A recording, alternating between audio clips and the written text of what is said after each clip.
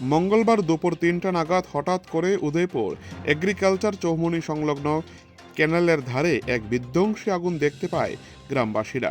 মুহূর্তের মধ্যে আগুন দ্রুত ছড়িয়ে পড়ে সমস্ত জঙ্গল জুড়ে। কে বা কাহারা এই আগুন ধরিয়েছে ভর দুপুরে তা বলতে পারছে না গ্রামবাসীরা। বিস্তীর্ণ জমির জঙ্গলে এই ধরনের আগুন গ্রাস করে ফেলেছে মুহূর্তের মধ্যে গোটা গ্রামের শুকনো জঙ্গলকে। অগ্নিকাণ্ডের ঘটনা দেখতে পেয়ে তড়িঘড়ি গ্রামবাসীরা খবর দেয় উদয়পুর অগ্নি নির্বাপক দপ্তরে। অগ্নিকাণ্ডের ঘটনার খবর পেয়ে দ্রুত ঘটনাস্থলে ছুটে আসে এবং যুদ্ধকালীন তৎপরতায় শুরু হয় আগুন নেভানোর কাজ অগ্নি নির্বাপক দপ্তরের কর্মীদের। দীর্ঘ 2 ঘন্টার চেষ্টায় আগুন নিয়ন্ত্রণে নিয়ে আসে দমকল কর্মীরা।